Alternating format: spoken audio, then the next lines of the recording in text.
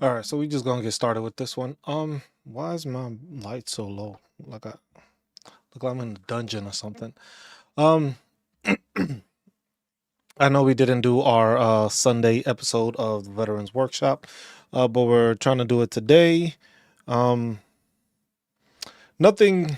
I don't have anything planned for today. Today was just like an impromptu one that I was gonna do. We are going to have one this coming Sunday, and that one I believe I'm going to try to make it as for Nexus letters. Um, so that's what I think I'm gonna try to do as best I can for next week. Try to see if I can get a couple of different Nexus letter examples. Go over what the criteria is supposed to be. Basically anything that has to do with it. Let me see. I'm trying to see.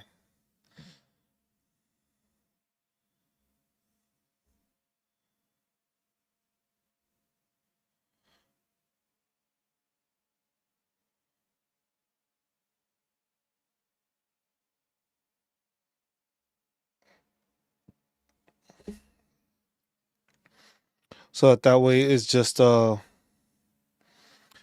just for people to be more aware, I would say, of what a Nexus letter is supposed to have, what it's supposed to be within it, what documents do you want to add to it, who's supposed to write it, how they're supposed to write it, basically also like the formatting of it, so that way people have that information and that way they know exactly what they're supposed to be providing. Because a lot of the times when people are providing Nexus letters, sometimes the downfall is that if you're not providing it in the correct manner, it ends up hurting you. So you need to make sure that you are providing the right documentation and the proper documentation in the proper way.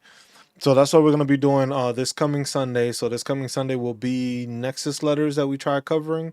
We did go over DBQs this past week. Yeah. Okay, that's a random. Um, but yeah, so that's one of the things that we're going to be working on for Nexus letters. Uh, so that way people are more aware, because that's the biggest issue I think that people have is just you don't know exactly what you're supposed to fill out and how you're supposed to fill it out. And I think that's important for a lot of veterans because like I've been doing those questions on the community page. So on the community page, if you go on there, I'm asking quiz questions Monday through Friday. I'm asking questions just basically to see what the information is that veterans have. What's the knowledge base that you guys have? What are you missing information on? What do you need more information on? um Ross doesn't have any veteran questions. Well, then you don't got no questions. You can just tune in. If you come up with any questions that can pertain to veterans or benefits or entitlements, go ahead and ask. um but yeah, that's the one thing. Like I said, that's the I wouldn't say that's the failure that we're having as veterans, but I think it is leading to a lot of veterans failing on a lot of things because of the fact that they don't have the proper information, they don't have the proper documentation. If you don't have the proper documentation in all facets of your disability claim, you're not gonna. Yes, Ross, I am a veteran. You are not going to be successful. Documentation is the biggest thing, whether it's statements, which I think a lot of veterans fail to write a personal statement or a lay statement or witness statement. And I think those statements are a big picture that a lot of veterans tend to miss out on and forget the fact that they can actually put that into their file. If you're filing for a disability claim and you are putting a personal statement, it is assisting the VA rater with developing a picture of what it is you go through. Because the thing is you got to remember, if you go to a CMP exam, the CMP exam is going to go off of the CFR, which, if you don't know, Title 38, Chapter 1, Part 4, is going to go off of the schedule of ratings. So now, if you're not paying attention to the schedule of ratings and you're going to a CMP exam, you're already shooting yourself in the foot.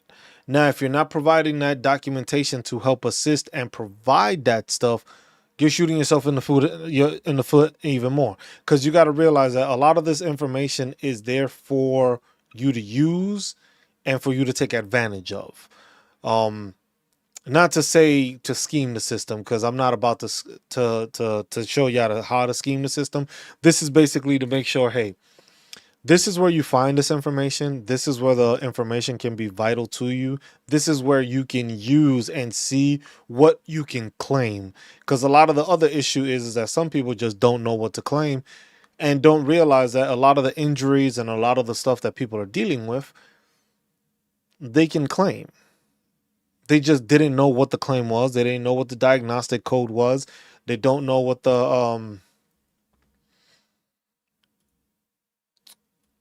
they they fail to realize that there's other things that you can file for. There's always something to file for. You can always file for something. But it depends on what you're filing for and what you're looking at, which is the biggest thing.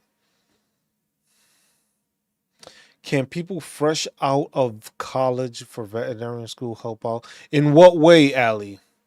Because the thing is you have to see is just like if you're trying to help with veterans, there's always veterinarians or VA vet facilities that you can probably join into, or even probably in active duty. There's always veterinarians that are being looked for. So it depends on what exactly you're trying to do and how you're trying to assist.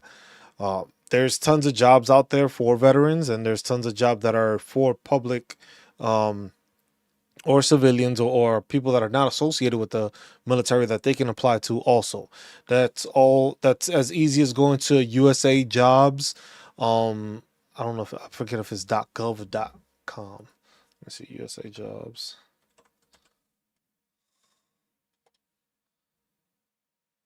USAjobs.gov is always the available way to file for employment through the federal government and get a government job, which comes with the benefits, comes with the the benefits of being there. You have the GS job. Most of the time it is a very secure job, but then you go into the problems where you might get furloughed and stuff like that, and that kind of hesitates people from joining, I would say. But those are things that are they are there. But those are multiple ways that you would be able to assist. Not necessarily is it going to always be there, but it's always something that you can ask for and always something that you can benefit from, because there's tons of jobs out there. And if you want to assist veterans, there's also jobs through the VA, just working at the VA facilities. How will I be able to send you some money? You don't have to send me any money.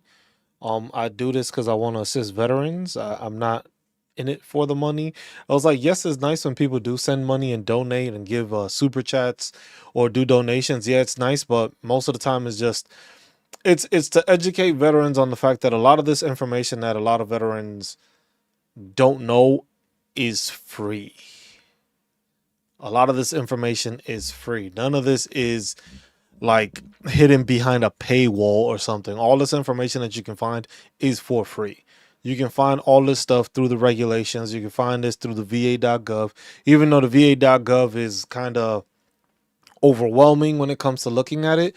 I am also developing a website that's kind of making it simpler, but it's still a long ways from being complete because of the fact that the VA provides so many resources and so much information and all that stuff that most people don't realize how much they can actually use the VA.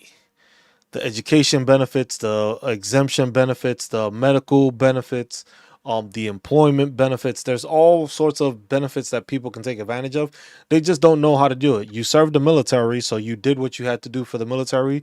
You sacrificed your time with your family. You sacrificed your time, and you made it out of the military. Not everybody gets to say that. Some people go through unfortunate events while serving the military. So, but at the end of the day, all of us still are able to receive the same benefits from the VA at the federal level. Hey, what's up, Annette? And that's what I think a lot of people don't realize, that at the federal level of the VA, there's a whole bunch of information. There's a whole bunch of resources. There's a whole bunch of stuff that you can use, take advantage of. And then there's the state level. The difference between that is that each state is not made equally. Not every state doesn't provide the same stuff. Some states provide more, some provide less, some barely provide anything, because some don't really have a big, large community for veterans, but others that are very veteran friendly most of the time are those states that have like active duty installations on them. Most of the time, those are the states and the locations where you see that those states tend to have a bit more to offer veterans as a way of like thanking them and keeping them in state. Because you got to remember, if they don't stay in the state, they go to another state, and other states do have better benefits. Um, Texas being one of the main ones, Florida being one of the other ones. Uh, but then it also depends on what you want to take advantage of while you are a veteran. Because for some, it's property tax, which if you're get into real estate and buying property, it comes in handy. The VA loan is always handy no matter what state you're in. It just depends on what locality, what's your like zip code, because that's what they or the county. That's how they, how can I put it? That's how they decide how much money is available to you when it comes to being able to take out the loan. Like, what's the loan amount that they will be able to do? Tim Wilkins says, I received a letter saying that a private facility was going to contact me to determine the level of my disability. Now I have an ACE exam for that claim. Is it a good thing or just normal? An ACE exam. So is the letter basically saying that you're going to have a CMP exam that's going to conduct?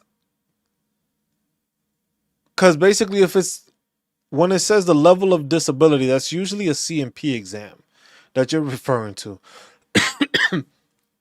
So what it might happen is, Tim, is what they're saying is that they don't have the, sometimes the VA doesn't have the resources to send you to whatever location. So they don't have anybody at the VA to conduct your CMP exam or any one of those examinations. So they're saying that they're sending it to a private facility, which is basically a doctor that they have basically under contract or a contract with, that they will perform that CMP exam for. So depending on like when they have that contract or what it is, because like I said, for example, for me, I received letters like that, but I received them two different times, when I did the first claim and then the secondary time when they went to review it again. I went to one facility, did the same CMP exam, then I went to a whole nother facility to do another CMP exam, and that was basically a private facility I was sent to. So it's never a good or bad thing, because you don't know who you're dealing with. That's where it's kind of like a bad thing. It's just like you don't know. But at the same time, you just need to be aware of when you're going there, what you need to do. No, it doesn't say CMP.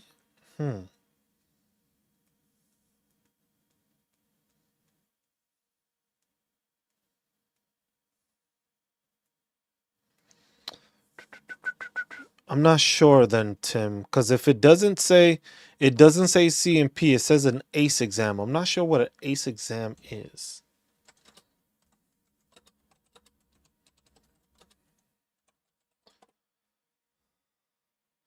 The one says determinants of it involves reviewing, he says, okay, so the acceptable clinical evidence exam is the review of a veteran's medical records to determine the severity of their disabilities and assign a VA disability rating. The Veterans Benefits Administration and developed the ACE process to improve the accuracy and timeliness of benefits delivery to veterans. ACE process is used when there is enough medical evidence in a veteran's file to support their claim. This means that the veterans will not need to have an in-person or telehealth exam. So basically, you're good to go. Is basically saying you don't have to show up for it. So they're gonna look at what you have.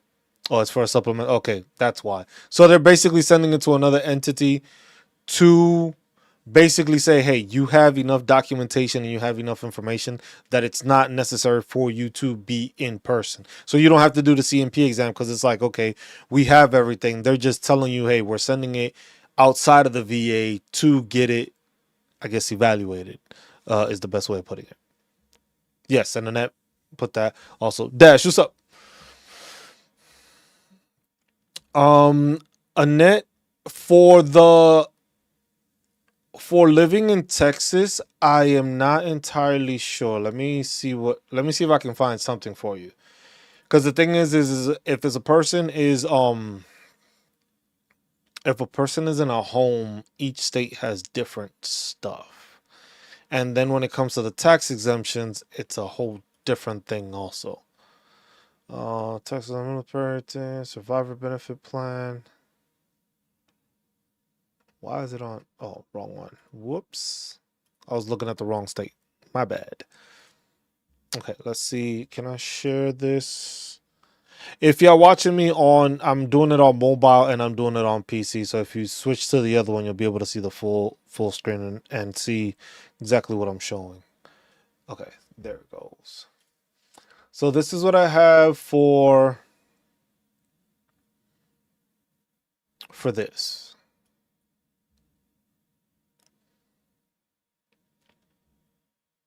Partially disabled and a over.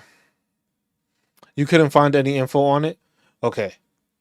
Because this link, but survivor's exemption, local property and appraisal tax information, residence homestead exemption.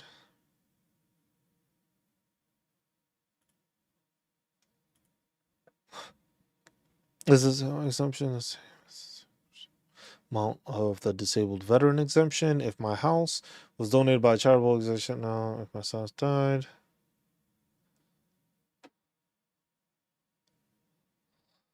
No.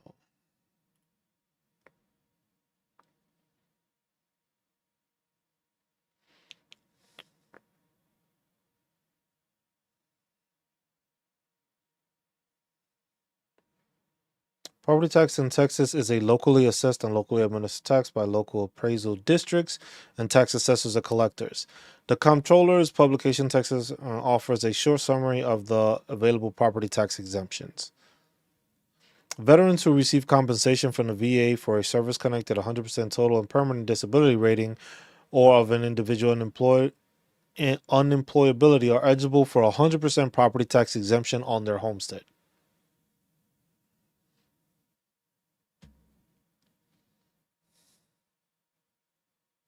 What?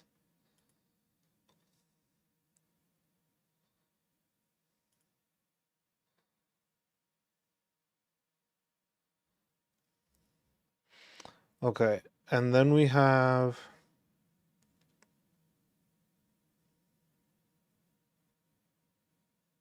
but property tax and tax the local assess. So if they meet one of the following.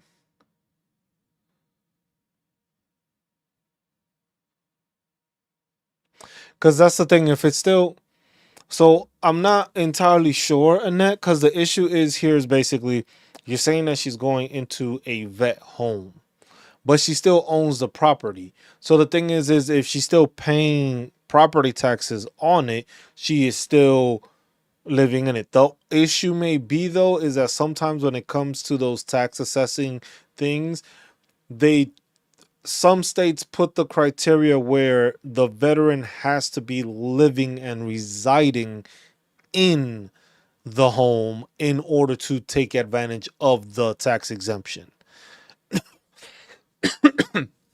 Now, for here, I am not entirely sure how that works.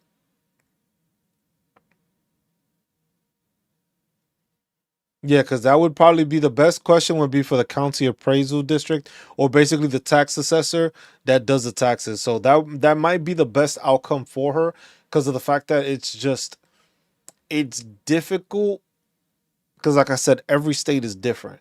So in the state of Texas, it may be, hey, you get property tax exemption for 100% because you're 100%, but you may not get the ability to claim that 100% if you are not residing in the home. Same way, kind of like the VA loan works. That is just like in order to use the VA loan, it has to be your main residence for at least the first year, and then from there, you can refinance or something like that. So that's it's basically a way for them not to use it for people to just use it to like flip homes because that's I know a lot of people would do that and some people still do that just waiting the year or living there for the year. Um, but that's where it's kind of difficult for Texas because it's partially disabled exemptions. Let's see what this one says. As it by county, do you know what county she's in? Let's see. Let's say Lynn. It gives them the information on who to call. Doesn't say what exactly the taxes are or what the issue is, but I'm guessing the fact that she's not living in both locations, she can't live at both locations at the same time. So that's gonna make it kind of difficult for her to be able to obtain that. But that things like that, Annette, I would definitely have her ask whoever does her taxes. They should be able to give her that answer, because they should be the ones looking into that. Let me see what this does. The page open up? Why doesn't it? That's what I mean. She lives in Houston. Okay.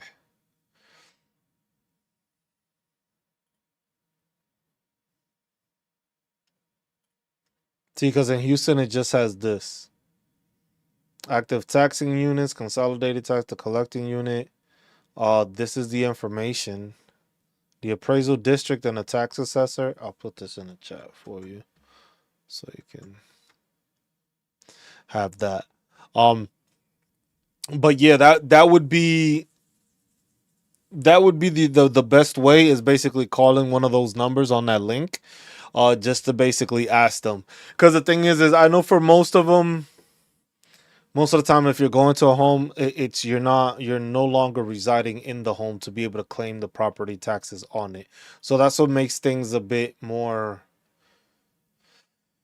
It makes it difficult to make those claims to get those exemptions when you're no longer residing in the home. But like I said, each state is different. Some it may be within the Texas law that is just like, hey, if you are going to a home and still own a home, it's technically still yours, so they might do it. But for other ones, they might say, hey, you don't live in the house, you can't collect the exemption. Which I've noticed with a couple of the with the spreadsheet I do have with some of the states, they are very specific in how you can use it and how you cannot. So some states give you that little gray area where they don't give you information, and then other states clearly state this is how much you're getting, this is how you need to be able to um request this thing. Like for some, you have to what am I gonna say? For some, you have to apply every year. So every time you file taxes, you have to put and file for the exemption. For some, once you become 100% PNT and disabled, you file for it once, you don't file for it again. For others, it's like it's a 5-year period where you do those 5 years, then after 5 years, you could do it. Then there's also the surviving spouse one. Certain states specifically state that, hey, if the service member passes away from a service connected issue, then yes, the surviving spouse can claim those exemptions. Some of them don't state that they have to have or have to pass from a service connected issue. So that's what I'm saying. It's a lot of gray area where each state is different. So it's the best thing is always to identify who it is you have to get with to find the specific information. Because in that case, it's very difficult to give you an answer because each state, and Texas is a big state, so that's another one. But the fact that it's just like because it has what is this residence homestead exemption? Why do I keep clicking on it? It doesn't open. Is it opening in another window?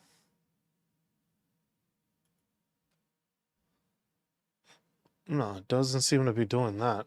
But I'm not sure exactly why that is. I'm trying to open the link on this so that it opens it up, but it's not letting me for some reason. It's like it's blocking it. Let's see if I open it on a different tab. Nope. This browser just doesn't want to do it for some reason. Oh, it's downloading it. Okay, so it downloaded the link. That's what it was doing. That's why I couldn't find it because it kept on downloading the page. They kept on downloading the page. Property owner or applicant provide information on additional property owners.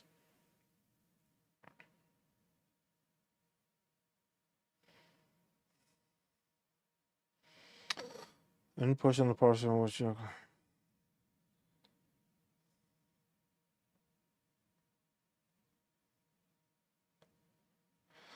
information and signature, important information, following instructions, application, deadlines.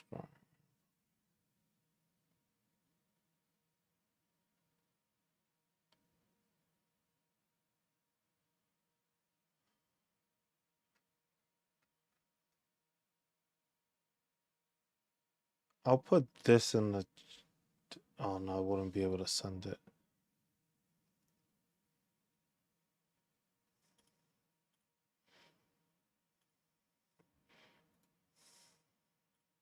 This is the link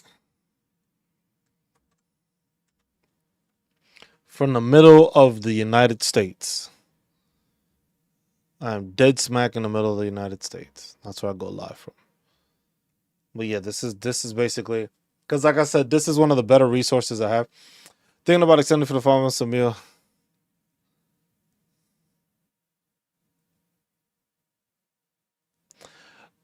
Dash, I can't answer that question for you. Like, it depends. Look, so basically, if you are thinking about extending just to continue the medboard process and then to process all the other stuff, you got to think about it like this. What are the chances of that medboard going through and that rating being higher? If that rating is gonna be higher and you know that, it's, yeah, I would say it's definitely worth it. Champ VA is good for dependents as a I use it as a secondary because my wife has her primary insurance. I have my secondary. I have Champ VA as a secondary insurance for them. Basically, my stuff I go through my private doctor and then I go through the VA for anything that's VA related. It is a lesser burden regardless. If you're using TRICARE, if you're using Champ VA, it's still you being able to do it. The one of the reasons I like Champ VA is because of the fact that the doctors that my family already sees um through our primary private like doctor, they accept Champ VA. So basically, for us, it was a easy transition. For them, or it's just like, oh no, we don't have to go and find a whole nother doctor that actually accepts Champ VA. They accepted it, so it made it easier to just make that transition as to, okay, this is here. We can just continue it, and it's just like, hey, we just need to add a secondary insurance to the insurance we already have already. But the benefits, it depends on your benefits because remember, if you get that that higher increase, it comes out better for you. But at the same time, do you want to extend for those 5? I'm gonna, but when I, so it depends on. But that's where, like I said, that's where you have to look at it and it's just like, is this going to benefit me to do this? Is it going to benefit me to extend these 5 months? Is that evaluation going to be able to be increased, or do I have enough info? It's basically like the same way like you looking at it from the VA side when it comes to filing a disability claim. Do I have the documentation? Do I have the information to actually file for like an increase? Do I have the criteria where they can look at it and be like, you know what? Yeah, this deserves to be a higher percentage than what it actually is right now. If you know you can do that, then I would say yes, appeal. But if you're not sure and you'll be okay with, hey, 100% disability, they got Champ VA, you still get Chapter 35 benefits. You just get the DOD part on top of it. It's that's, but at the same time, isn't it? Because you're not. I forget what the thing is. Because that one I'm not too in depth on knowing the medical retirement through MedBoard thing, but it's still a check. You still have your benefits. No matter what, you got your VA benefits, and you can use those VA benefits to benefit you also. So it depends on, do you think you can get a higher DOD rating or not? How easy would it be to obtain a higher rating within those 5 months where you know you don't have no issues? Because you got to remember, within those 5 months, that's still an extra 10 days of leave. The way I look at it.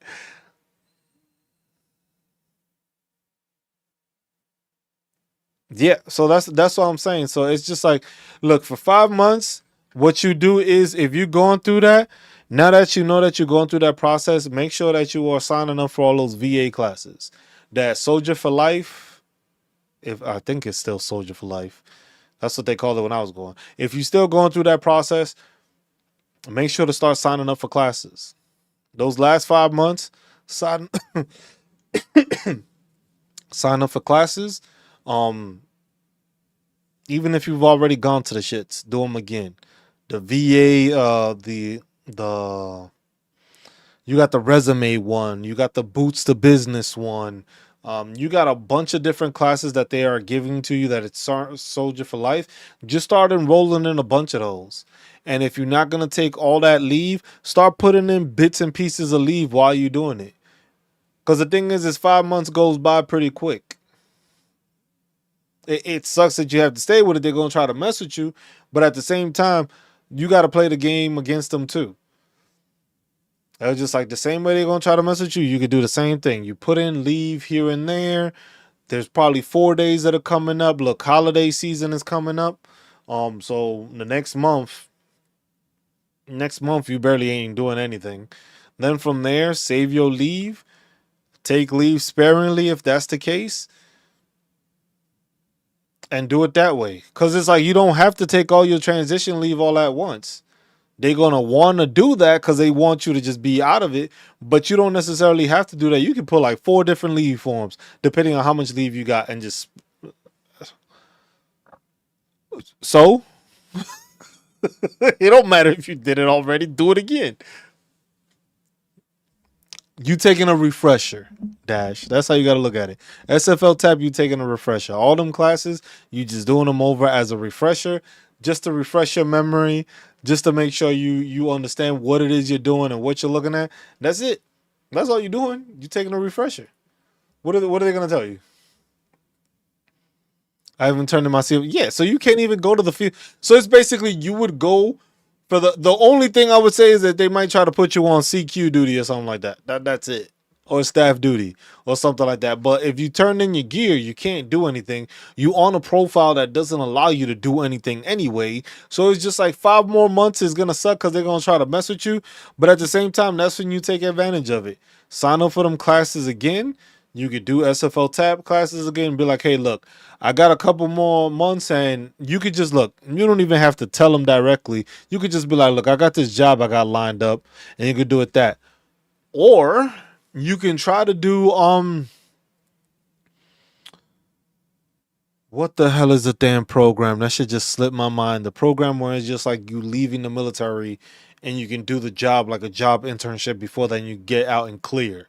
Now that gives you time if you do the 5 more months. So literally you can fix yourself up by providing that. Like, hey, okay, I'm gonna do this. I'm gonna see if I can enroll into this program that allows me to go do the I forget. Damn, what the hell is it? Is it cool? Is it cool? I think it's called cool. I'm not sure if it is though. I can't remember. But it's a pro. I know it's one of those programs that when you're exiting the military, you can do. It's like part of like an internship or something like that, and you take advantage of it. You're gonna stay for a couple more months, but like, hey, look, I got time now. Go. You can go to the Ed Center, and ask, because it's the Army credentialing online thing.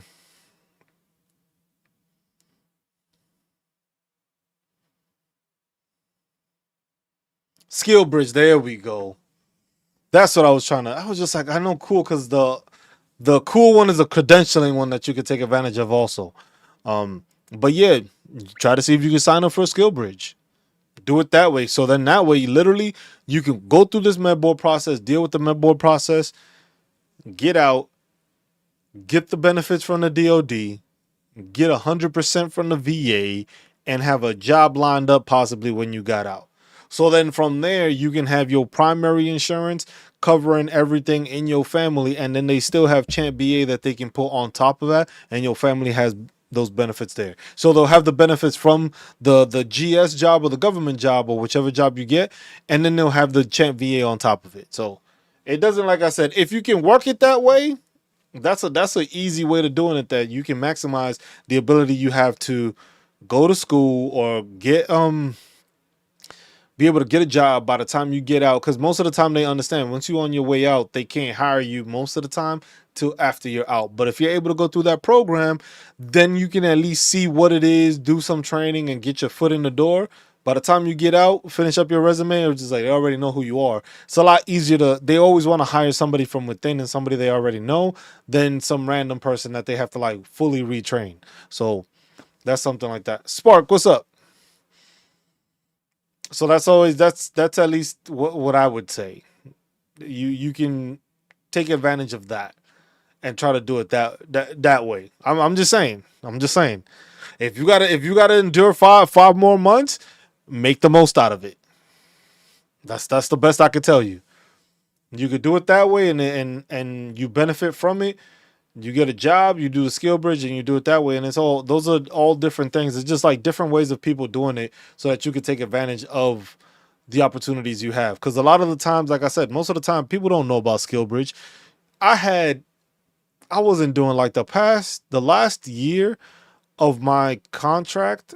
I wasn't doing too much because I knew at least for the last 3 months of it, I was gonna take leave because I had enough leave saved up over COVID and like 4 years in Germany. So I was just like, you know what, I'm gonna take all this leave. But if I would have known, I could have done a skill bridge program or something like that. But in my thought process, it was just like I just wanted to be done.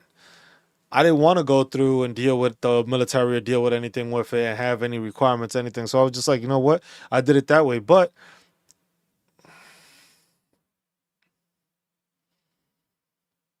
yeah, that's what I'm saying. That's your best bet. Just weigh your options out. Weigh and see, okay, is it gonna, do I benefit from actually trying this? If I'm not gonna benefit anything from trying it and staying another 5 months and then it's not gonna be successful, there's no point to it. At least that's how I see it. Now, I'm not saying that's how you should do it. I would just say, just ask the questions, see what you can get, see what the chances are of you getting a higher rating. If you can get that higher rating, get the higher rating. Wait to 5 months, try to see if you could do a skill bridge in between time.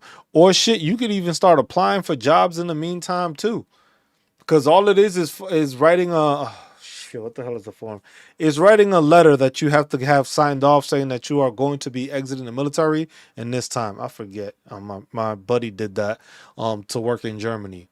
Um, he basically filed and submitted his resume and stuff like that. Literally, he got out the army. He had maybe, I think it was like 2 weeks or something, 3 weeks, and he was already starting his job.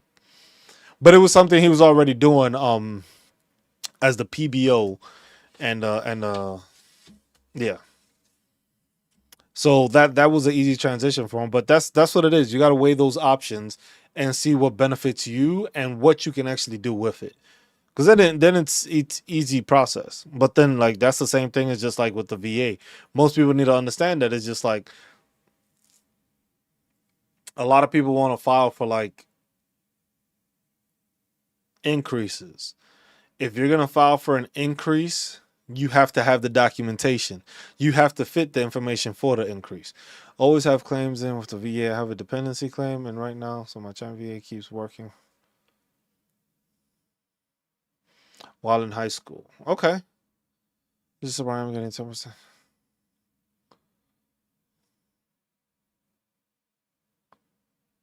That's the thing that you got to remember. The DOD and the VA are different, and the DOD is just basically seeing it as just like, look, we giving you 10% for this, and you may have other issues that they didn't put in there, and that's what you got to ask. Is like, are these other issues, can they be put as part of the reason I'm also getting med boarded? Y'all med boarding me for this issue. What other issues are there? Because if you went through the treatments, you did all of that, it shows. But the thing is sometimes the VA just sees it as, or the DOD is just like, look, we need this person out. We'll give them a percentage, and that most of the time when I see people that are getting medically retired, they tell them to fight for the percentage, because it's the army. The army tries to do the easy way out button. They try to hit the easy button and try to not deal with people, and then it comes up on the back end for that.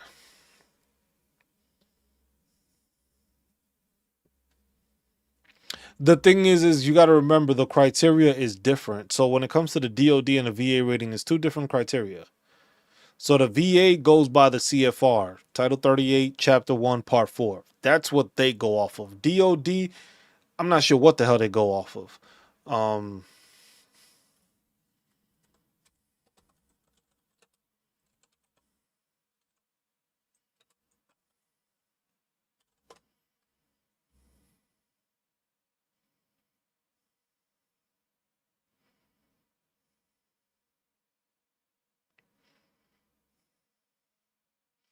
and that's why, because the thing is they ain't trying to medically retire people.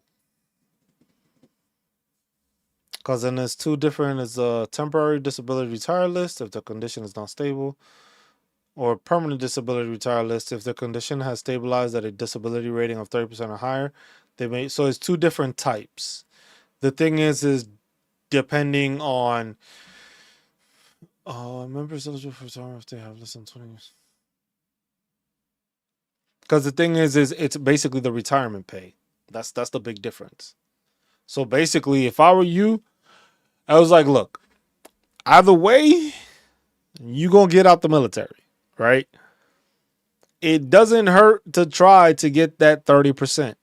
Cause then if you get in your medical retirement pay and then you get in your VA pay, it's not that bad of a deal. But that's you having to actually get that percentage to get you there. And that's where it's gotta ask those lawyers, gotta ask those hard questions, and you need to find out exactly what it is you need to do in case you are trying to get there, or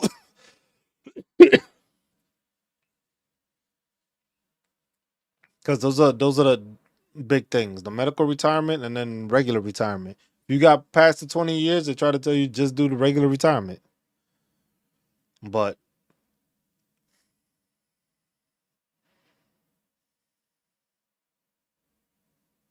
you filed an 1151 and they did some changes to my disability, but no back pay.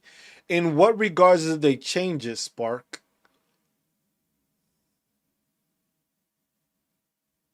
Because the thing is that you basically filed a complaint to it and they changed some of the disabilities. But the thing is what changed? Was it the percentage that changed? Did it change your rating drastically? Because you got to remember, depending on like the back pay comes from my diagnosis changed from depressive type schizophrenia to just schizophrenia. In the case of that, Spark, you got to remember that with mental health issues, the mental health issues are dictated by the CFR. So either you fall under the 0, 30, 50, 70, or 100%. If just because they changed the type, just because they basically changed the type of diagnosis or what you were diagnosed with, does not mean that the rating will change. So basically, let me see. Like, so, hold on. Let's go to the CFR.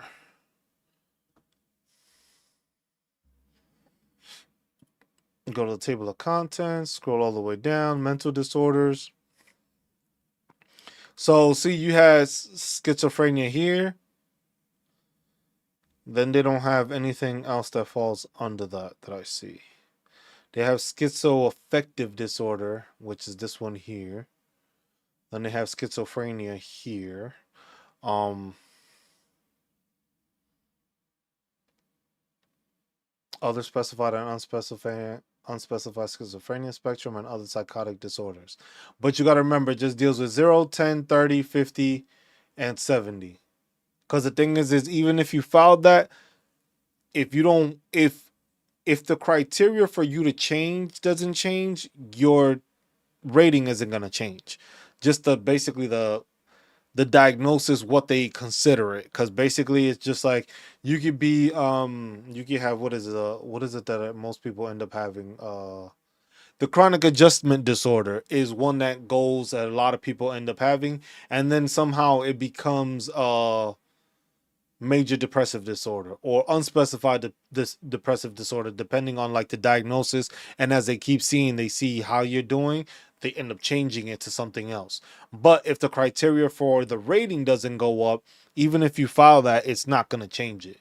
So basically, the only way that you would receive back pay is if your rating actually changed due to it. So like, let's say you were at 50%, and with this change in diagnosis and everything, they upped you to 70%. Then you would get back pay basically of that 20%. Well, I wouldn't. Let me not say that. You'll get the difference in what the rating changed. Because you got to remember, if we look at the top of the page, and you go to the table, so you could have been at 50. Let's say you're at 60% right now. So you're at 60. So you're at the 60 mark. Hold on. So you're at the 60 mark. So if just because they changed it, let's say you had a 50 and it goes to 70. In that case, yeah. If you were at 50 and they raised it to 70, that extra 20% would not be at 88. Now that would bump you up. But let's say you were at something else at 50. Say you were at 58. Well, no, that's a bad example because it's just doing it. It's just depending on what your ratings are. The back pay is only going to come to you with the numbers that you have and how that affects the how it increases everything. If there's no increase in the percentage, well, yeah, there's going to be an increase in the percentage, but is there no if there's an increase in the tenth, like if it goes from 50 to 60, then that would consider back pay. But if it goes from 50 to like 54 and it doesn't round it up, you're still going to get paid at 50. Just don't want to regret. The tracker is big though. I am grateful for 100% VA champion, but I think I would missed out if I didn't try for the tracker versus trying. That's what I'm saying. That's why I said if you ask the questions, you have to ask the question dash of through them and let them know like, hey, are you able to get this, and is it a possibility to actually obtain that 30% and get that? Because it is a major difference. But that's what I'm saying. That's why it's just like it's the same thing with the VA. Sometimes it's easy for some people where they go to like a first time go, and then other times for other people it's just like they're a 30-time go or a 10-time go just to try to get their information. Because sometimes it's like, hey, sometimes it's a bad rater. Sometimes you just didn't have the right information. Sometimes you didn't formulate the information in the correct way or didn't provide enough or more information, and that happens. So that's why it's always you got to make sure that you're paying attention to that and take advantage of the fact that it's just like, hey, if you think you can get that 100% through the VA and get the track here, do it. It's 5 months. Yeah, I know. The military, being in the military, once you want to get out for 5 months, the time does slow down. I'll tell you that, Dash. It's going fast because everything is moving there. But if it's like you got to enlist for 5 more months, it's like, man, this shit is gonna take forever. But at the same time, it's like you gotta look at the light at the end of the tunnel. You're gonna be out of the military, no matter what. You're gonna get 100% VA.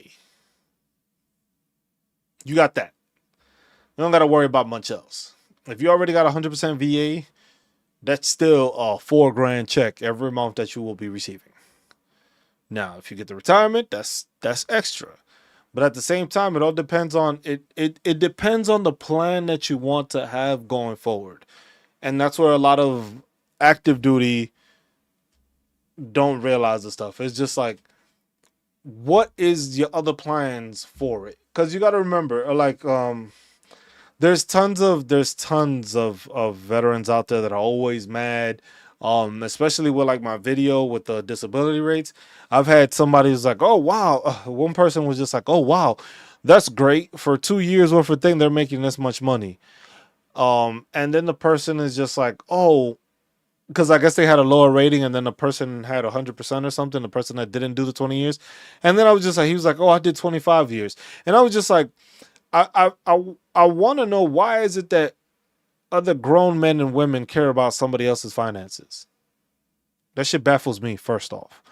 Second off, if you did 25 years in service, that means that you did your time in service. You are getting a retirement check plus your disability check.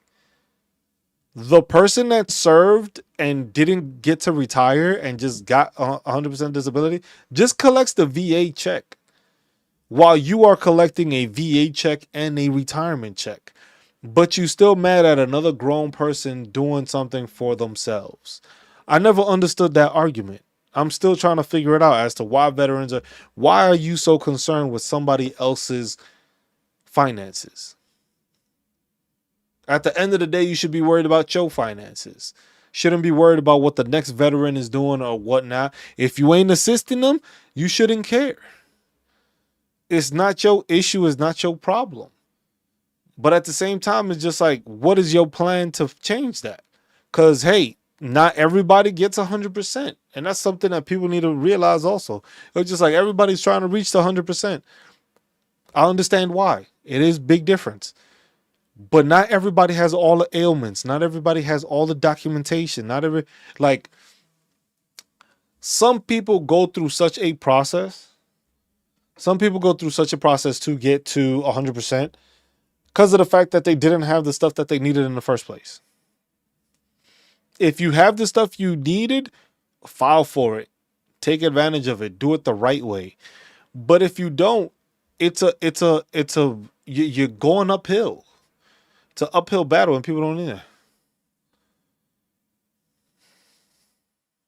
I was just like, it's just like you can't be mad at other service members because they may get a higher rating than you did or something like that. And at the same time, it's just like asking people, just like, hey, did you educate yourself enough to get yourself a better rating? Did you know what you were supposed to do? Have you looked into what you can do? Because a lot of the times people just like get stuck on the fact that it's just like, hey, I filed my disability claim. I got 20% and they leave it at that. That was like, you do realize you can file for increases, right? I don't think a lot of veterans understand that. I was just like, you don't have to come up with new stuff. You can file for increases for the stuff you do have. And that may up your percentage. Now, is it going to get you to 100%? Not necessarily. But the thing is a lot of people are just mad at the fact that it's just like everybody that you see that didn't have any issues or stuff like that always ends up having somehow migraines, sleep apnea, um, what else are the other ones? Well, mental health issues I think every veteran has, so that one doesn't count.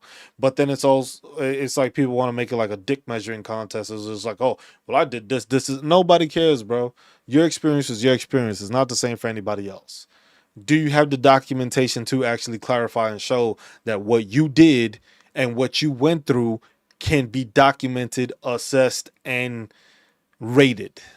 Is the biggest thing. And that's where a lot of veterans end up messing up. And they just like, yeah, keep on thinking. It's just like, I was at 70% at first file for increases, slowly got total disability and employment, reapplied a few years later, got 100% really needy. And now that I'm married, since it comes with health benefits. It's just like, that's the thing, Spark. It's just like, that's the thing that a lot of veterans don't understand. It's just like, sometimes you might just need to go to TDIU. And some people don't understand that. Some people just want to go after the 100% PNT. Yes, it does come with extra benefits. Don't get me wrong. But if you're struggling right now and you need the extra what? Because from 70, the hell is a change?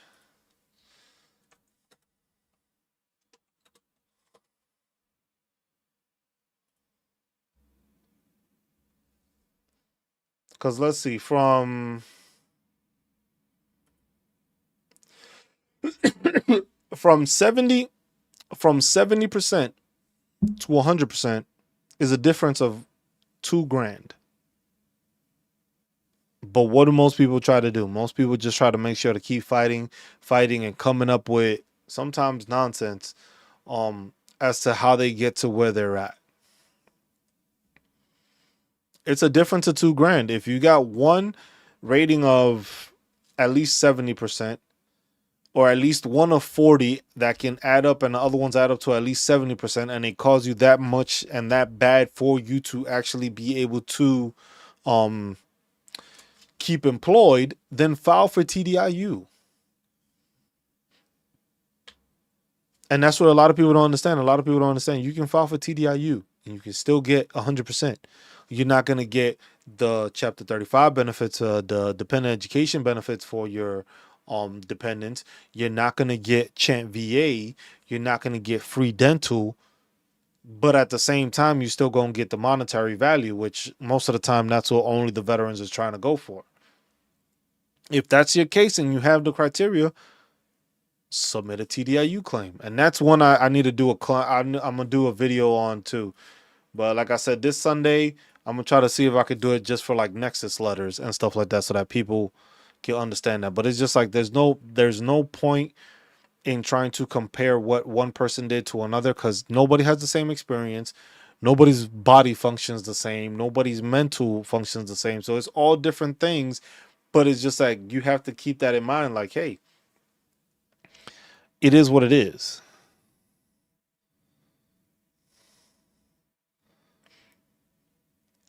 And it's just like that's what makes things difficult and people don't understand that.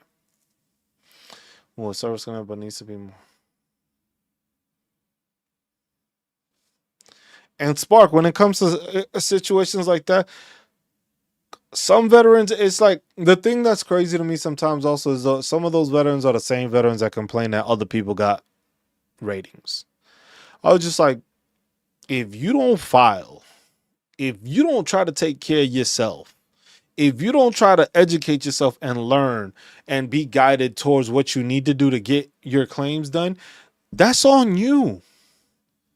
You can't be mad at people. It's just like, look, with these, when I do these workshops, it's like, look, people tune in.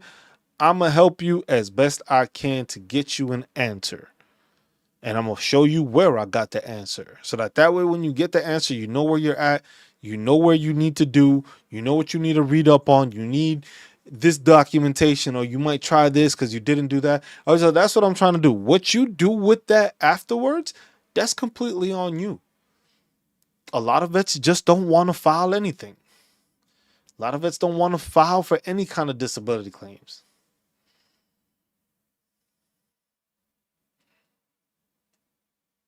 As like Dash, when it comes to like if you have plantar fasciitis, it's like it's tough because it's just like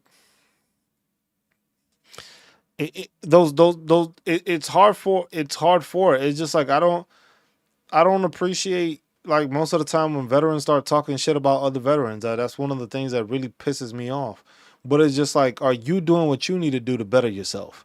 If you're not doing good enough for yourself, that you're not learning what you need to do or learning what you have to learn in order to get your claim done or get it filed correctly or go through a VSO. And well, a lot of people, what do they want to do? They want to take the easy button. Let's pay this shark.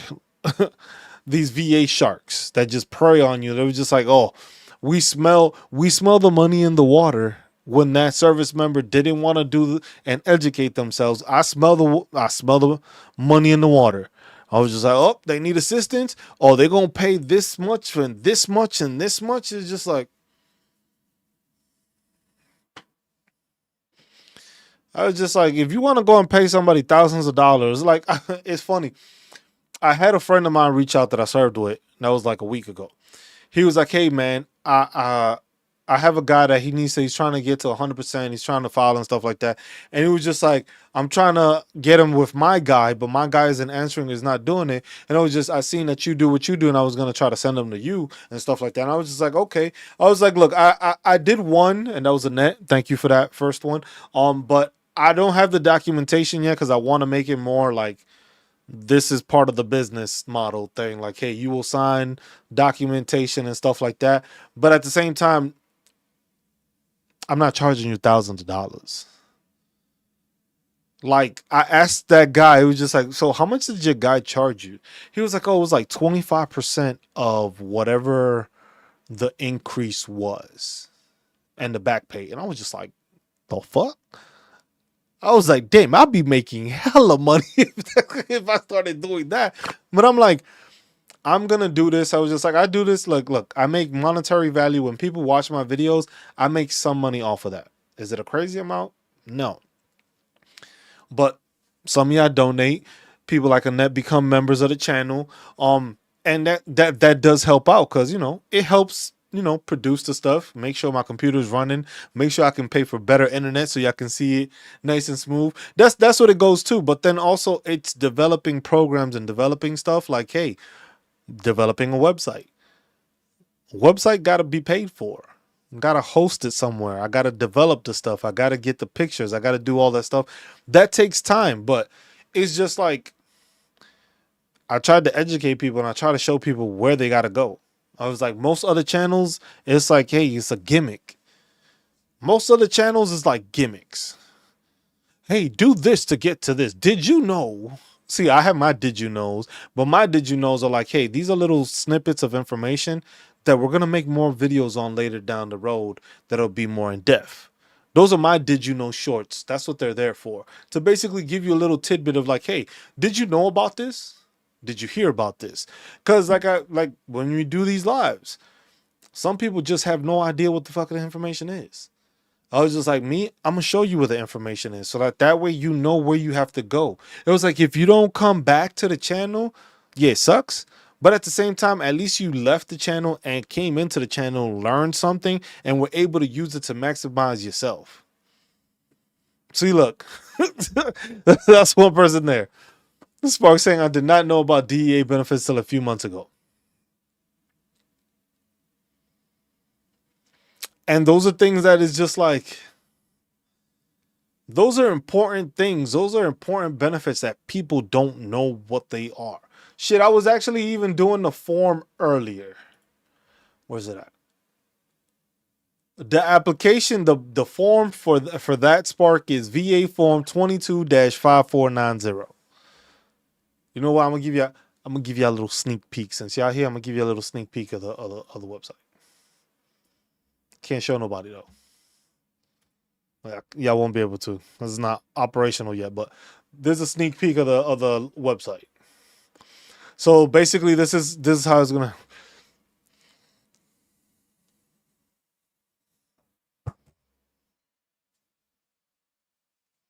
That's the thing. It's just like I do feel that I will start like charging and providing stuff, but at the same time, it's just like, look, if y'all want to, if y'all felt that I helped you so much, just donate to the channel.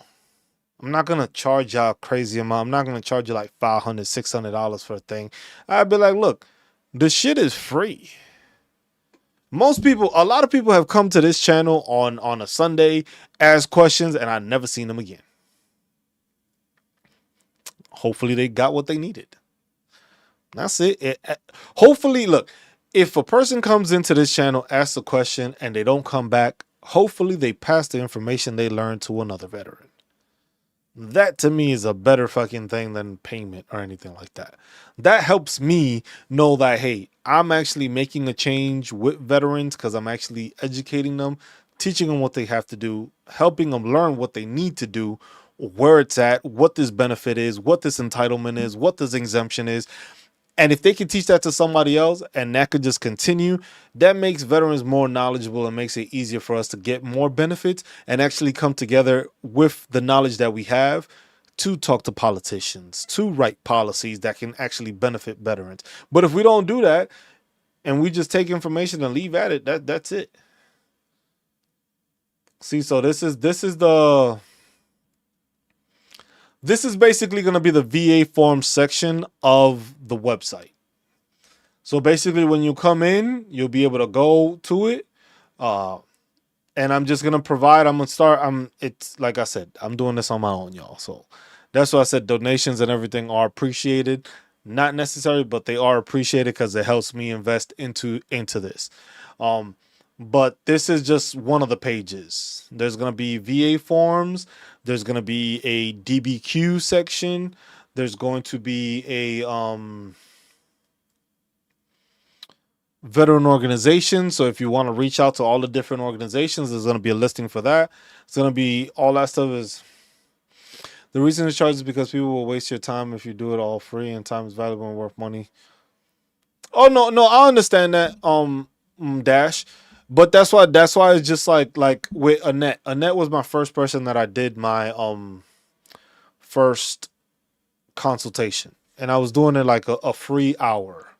And then I realized it's just like Annette was great. She took the advice. She was helpful. She actually even donated to the channel after, like as in payment, and I was grateful for that. But then at the same time, it's just like you said, some people are just gonna use the time up and not take advantage of it, and it may be a waste of my time. Cause like that friend of mine, when he messaged me, he was just like, "Oh, okay, I'm gonna send him your information." I didn't give him my phone number. I gave him the email that I use for basically, hey, send this to the email, send the information there, get in contact with me that way. Still haven't received anything. There's somebody that left a couple of comments on my channel on a couple of videos, and they were just like, please help me, this and that. Still didn't do the information. So once I started noticing that, that's when it's just like, you know what, I'm not going to be able to provide a free service for an hour. I might give you half an hour now, and that might be free. And then from there, I'm going to charge you at least maybe 25, 20 and something. I don't know. I have to formulate that. Once I do that, that's when I'll start doing it all over again and start making sure that I can see people. Because at the same time, it is like, this is taking time and resources from me being able to work on videos for YouTube or doing this stuff if I'm going to be assisting people on a personal level. I'm not a VA lawyer. I am not an attorney. I know where the info is. I know how to do my research. I know how to educate people in finding research. And that's what I'm going to do. But with this is just going to be something that, hey, if you need a form, don't know what forms are available to you, you're going to be able to go into this, onto this website. Gotta even this out. You go onto the website and you're going to be able to do it that way. You'll find all the information. You'll find all the VA forms.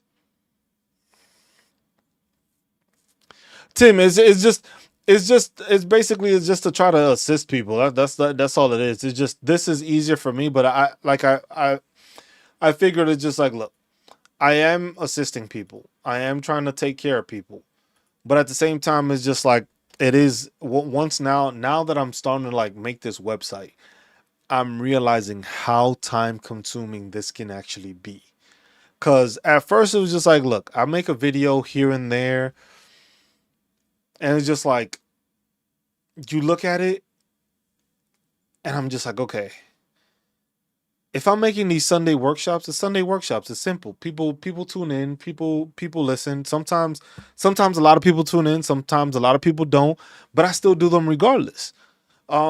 But then it was just like, those are videos that is just like, hey, it's easier for me to talk to people directly when I'm live than making a video. Because once you make a video, you leave a comment on there. It was like, I'm gonna answer it, but I can't give you a full in-depth explanation like I do now. So I can't take you to the thing. I can't show you all that stuff. And that stuff that is just like, okay, I need to be able to make sure that I can. Hold on, let me see something.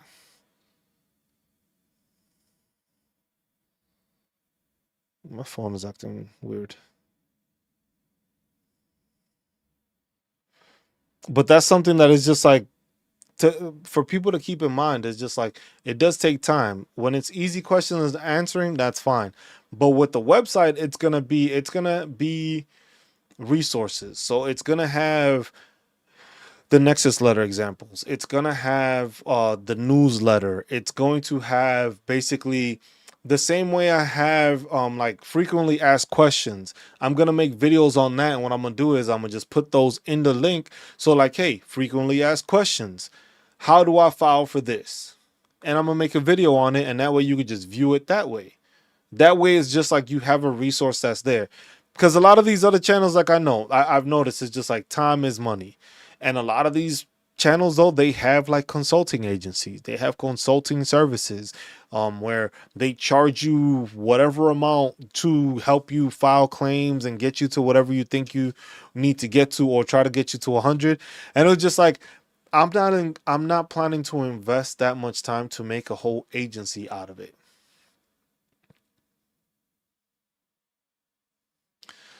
Yeah, it's easier for me to it, because the thing is, Dash, is easier for me to answer questions here on live. Because if you, like, let's say you make a statement, right? Since I'm live, I can read your question And then I can ask you more questions pertaining to what you're trying to answer. Because the thing is I don't understand everything directly when you just message it the first time. So, but you notice is just like, what do you mean? Do you mean this? Are you asking about that? I was just like, because my mind is telling me, okay, they're asking this question, but this question has like it branches. You see what I'm saying? So it's just like trying to figure out where does this branch go? Do they need information on this part of it? Do they need information on that part of it? Is this something that's in the CFR? Or is this something specifically in like a diagnostic code? You see what I'm saying? So it's just like it's easier to do that because people will leave like statements and messages on there, and it's just like I can't really answer a whole paragraph worth or more of information in a comment section. So it's just like that's why you see I don't have many videos. Like I have my disability ratings video. I have like how to do VA math because that's one thing I noticed a lot of people didn't understand. So I made a video on that. I made a video on like how you're supposed to file and how do you need to think about filing. I did that, and it's just like all those things is just like it's kind of hard to do and keep on creating stuff when there's so much there. There's so much information out there for veterans that it's just like it is time consuming to just try to say, you know what, I am going to make a website. And now that I'm doing it, it was just like this is a lot of damn work. And the thing is I'm not paying anybody to do this. If I were to pay somebody, then probably it would probably go 10 times faster. But I am literally creating each page. So each page of the website I am creating. Uh Let me show you. This is the beginning of it. This is the front. This is gonna be the front page. So this is what the beginning of the first page looks like. This is when you go to the link. This is what will pop up. Still need some fixing and some tweaking. I'm trying to see if I'm giving myself January 1st is when I will publish the page. On January 1st, the page will go live. So y'all hear it here first. Whoever's here, y'all heard it here first. December 1st, the website will be public and everybody will be able to get to it with no issue. That'll be January 1st. So I'm trying to start the year off right. So when you look at it, it's just basically Veteran Awareness Project. You got to contact us, obviously. Record brief is just a little quick summary of myself. Store, trying to see because I have the YouTube store there, but I'm trying to see if I can actually just do it myself, where it's like, hey, if you want to buy a Veteran Awareness Project t-shirt, I'm the one shipping it out and it's not going through a third party. So basically I can make more profit off of it because some of these, like, look, I see some of the shirts that I have on YouTube and I'm just like, I wouldn't buy this shit at this price. I just have it there because that's the only thing it allows you to put it at. So there. I have the podcast, which I still do. I still have to start making episodes. I have one that's recorded, but I think what I'm gonna end up doing is with a lot of these podcasts is I'm just recording that shit and I'm gonna just put it out there. I'm not even gonna edit anything because that's what I was doing a lot, and I think that takes time. Resources, you got VA forms, you got frequently asked questions. I'll probably change this and just put it as FAQs. But let's see, like if you go to resources, it's gonna take you to this page where you find information you need, and this is basically what it's gonna look like. You got VA forms, you got a link with all the DBQs, you got the different veteran organizations. This is gonna be the longest one, the damn creating the state benefits. That's gonna take me a long time to do specific like things like how the other sites have it, but make it so that you have it clickable and links and everything to go to it and stuff like that. Congressional representation, so that way you know who the hell you need to yell at when your policies ain't getting passed. Like, which is one of the big things that's why it's just like a lot of veterans don't know who the hell is serving them and who it is that they have to ask questions or call when it comes to a possible change in policy for their state to benefit and make changes that actually benefits them. Veteran affairs links. This is just gonna be like links and different stuff, and I have like a little information there. Awareness project workshops, noon, 12 noon. That's it, and that's what it is now. But yeah, that's that's the gist of it. And then you go back to the home page, takes you there. Podcast is here. And you can go through the podcast episodes if you want to tune into them. The record brief is just me, project guide, which is what I'll call myself basically. And that's mostly it. The resources is gonna be longer and stuff like that. I am gonna make a little page probably that does it to support the channel. Basically, if people want to make like specific donations, or because I with this, what I would like to do is I don't see myself making. I would like to make a nonprofit because that's kind of what my certification is gonna be with my master's degree in public administration.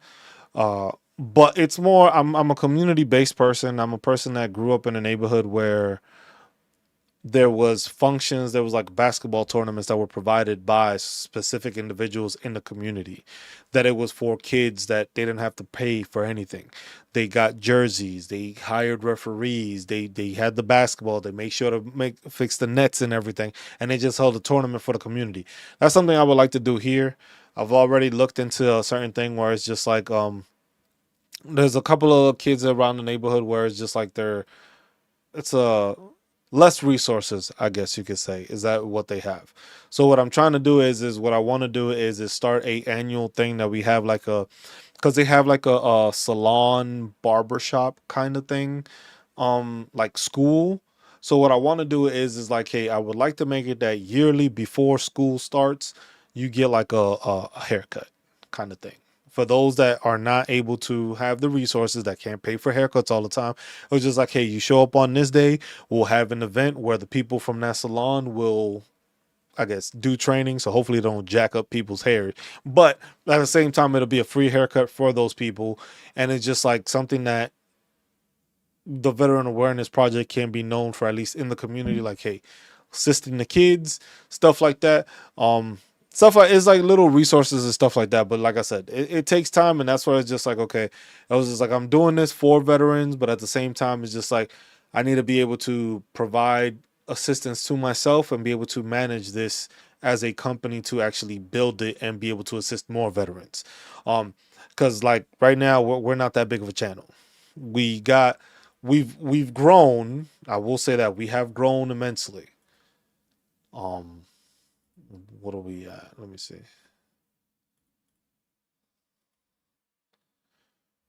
We are currently at 3,700 subscribers, and we just keep on planning to grow that. But a website I think will assist with that, because it's like, hey, you're gonna have the resources of me having me every Sunday to ask questions, but then you're gonna have a website that you can go to and find the information you need when I'm not available.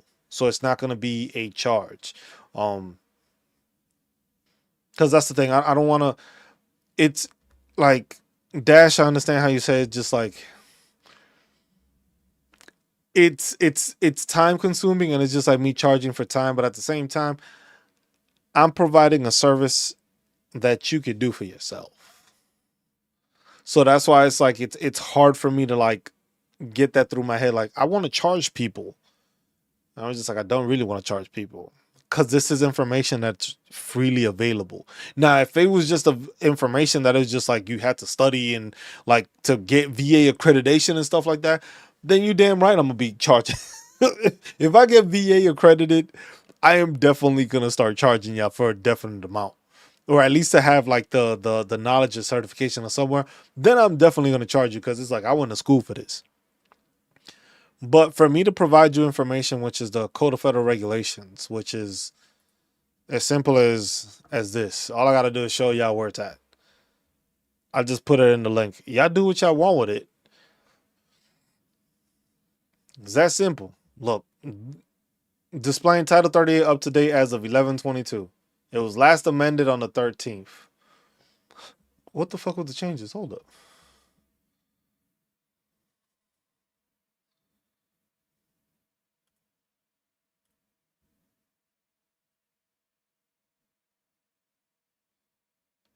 Uh, where was it? There was a place that it said what got amended. Can't remember where it is I found that. Because they basically give you the historical versions of it, but it's just finding where that is. I can't remember exactly where that is. But yeah, that's what it is with the website, and that's what we're gonna do. Make it easier, provide information for you. We will have our Did You Knows continue again. We'll start that back up. And that'll be the same thing. Every Wednesday, you'll have your nice little Did You Know informational video. The great thing is now with YouTube, they've allowed for shorts to be at least 3 minutes long. So I may be able to fit a bit more information into those topics when I mention them. So that's something to always keep in mind. But it's always going to be thing, and I'm gonna try to make sure, hey, relate to this video and find more information there, or tune in on Sundays and ask questions, kind of stuff, or check out the website, and the website will provide information. But like I said, it's a work in progress. I got another month. I still got to finish up school within the next 2 weeks to finish up the semester. And then I'll give myself like 2 weeks of just like straight, like today, that's all I was working on was on the website. And it was just like that VA forms, because it's basically finding the forms. And the thing is like I said, the VA forms, like how we spoke about 2 weeks ago on the VA forms like workshop, just like all that information is there. And it's just basically finding all that stuff.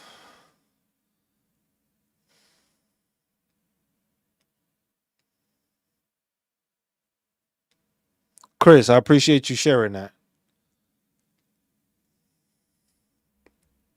For some reason, my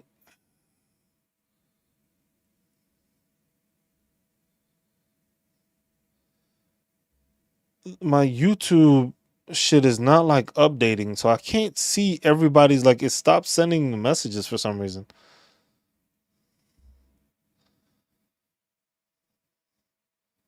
My video is smaller. I don't know. YouTube be acting all funny and shit. That's the back. I can't see shit.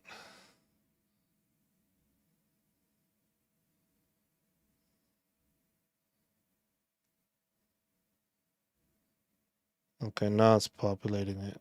For some reason, wasn't populating.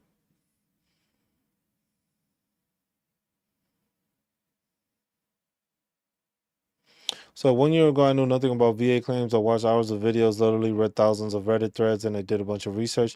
Now I don't have to pay $12,000. And that's all it is. That's all it is. $12,000. You know what that would mean for me, with all the people that have tuned in and asked me questions, and if I was charging them for it, I probably wouldn't be doing this YouTube channel. I'd just strictly be doing that. Because that shit, if I'm making $12,000 to get people to 100%, shit. Per person? That's bananas. Chris, there's vet centers and there's vet locations in every city. It's just finding them and asking people for it. Because there's resources for veterans in every look. Most of the time, I'm not gonna say every single county, every single community has a vet in them, but I can assure you at least somebody knows a vet somehow. Whether not directly or a friend of a friend knows a vet or something, somebody you know within your, what is it called? I think the 7 degrees of separation, I think, knows a fucking veteran. And all you got to do is ask questions. Some may not know the stuff, some may, but some may find a way of finding you to another resource and stuff like that. Like I said, with this, it's just like I try to lead people to the right direction, find the information they need. This is what you need to do. I do these, and that's it. And that's the main basis of it. So it's just like the thing what's gonna end up probably happening, Dash, is like these workshops are not gonna be as long as I usually like. Sometimes I know there was a couple of workshops that I did for like it was like 4 hours, almost 5 hours on workshops. That I won't be doing anymore. The most I think I'll be doing is maybe 2.5 hours, but I'm gonna try to limit myself to 2 hours to an hour and a half of basically workshops, Because basically, a lot of the times, remember, I do these workshops and then I do a recap of it and it goes over. For this one, I'm not going to do that. This one is just going to be there. Because it was just like random, like nothing specific being spoken about. So I'm gonna just leave this one here. If people want to view it, they view it. If they don't, they don't. It's just like I'm always putting out information for it, but at the same time, if people aren't paying attention or people aren't looking to better themselves, I can't assist that. I was just like, you want to get to 100%, you want to get assistance, you want to get VA health, you want to get your school benefits, you want to get your family benefits and all that stuff. You got to do the work for it. I was just like, that's why I say Dash is like the reason I don't charge is because I don't do none of the shit for you. That's one of the other reasons I don't want to charge people because I'm not filing for you. I'm not putting your documentation together. I'm not getting those MRIs for you. I'm not getting those X-rays for you. What I am doing is showing you the way to get the stuff.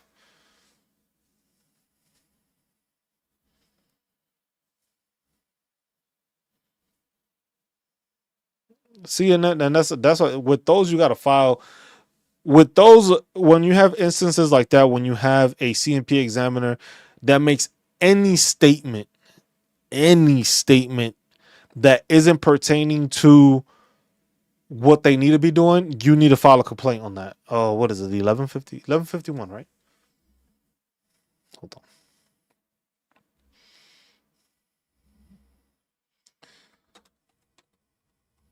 That's what I need to add.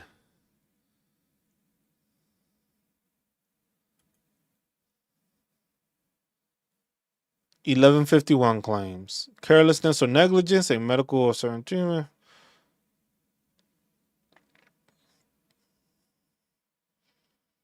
Oh no, not the 1151. What the fuck is the thing called? I forget.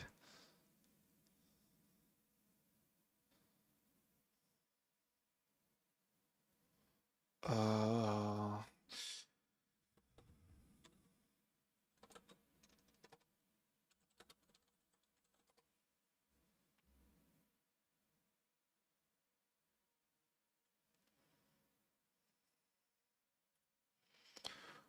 what's discrimination complaint?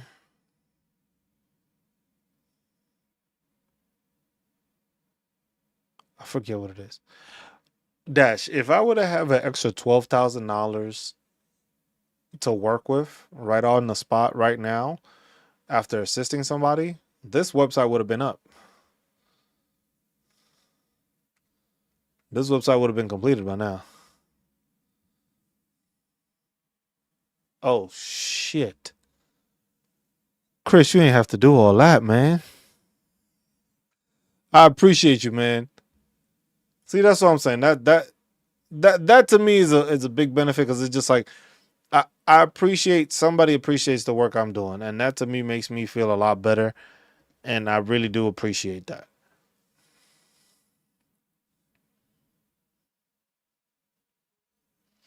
I was just like, so Chris, thank you for the $20 donation. I appreciate that.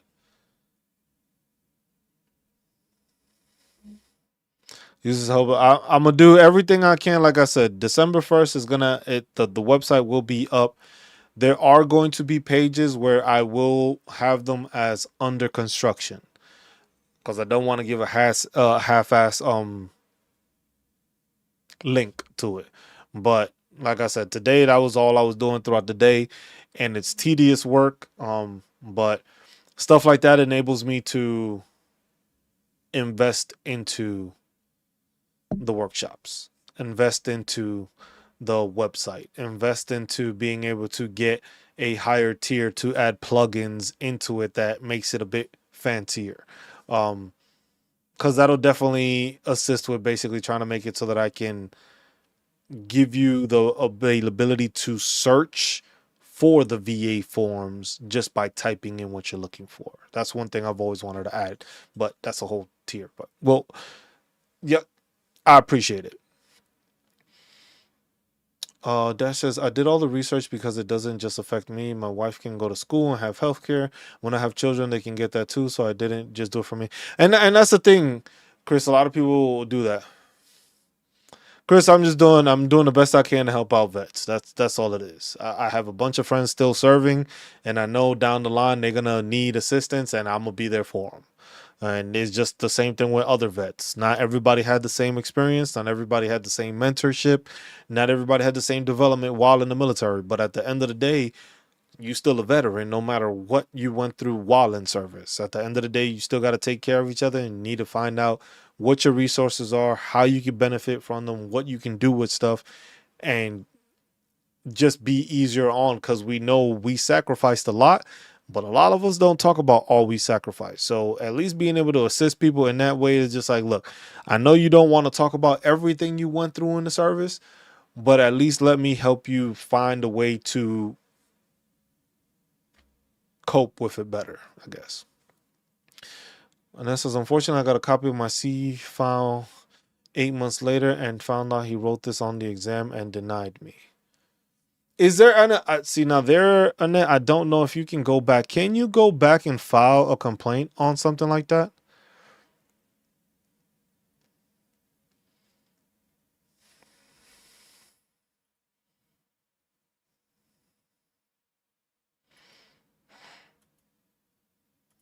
Because that's the one thing.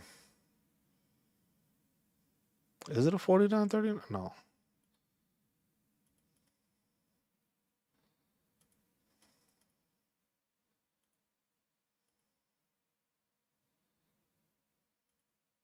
Because that's the thing. Those are the thing. That's information and that's stuff that people that don't really understand that it's just like people don't understand that you can file to get another CMP exam done, and it's just like I have to find the form for it. But that's stuff that is just like that's vital information when it comes to veterans not being able to do that.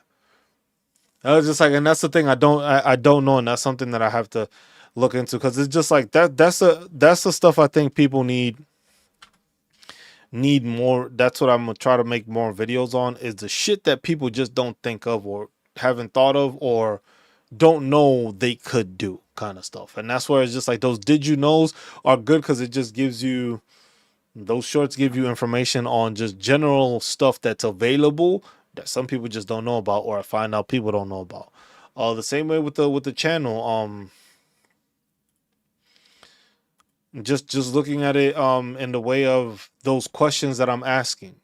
So I'm asking those questions pertaining to, hey, what do you feel about this? What are you having issues with? What information is not easy for you to answer? And then it's like a hit or miss for some of these questions. Cause like one of the what was my highest answer one? I was just like, how long do you have to fight a possible reduction of rating after receiving notice? And that shit was all over the place. Um, what are the rating percentages for diagnostic code 8100? So I didn't say what the issue was. I just put the diagnostic code, because then that means if you don't know what the diagnostic code is, now you got to go and look into what the diagnostic code is. And if you have no idea what a diagnostic code is, you way behind. You behind the curve, but my answer is going to tell you what it is.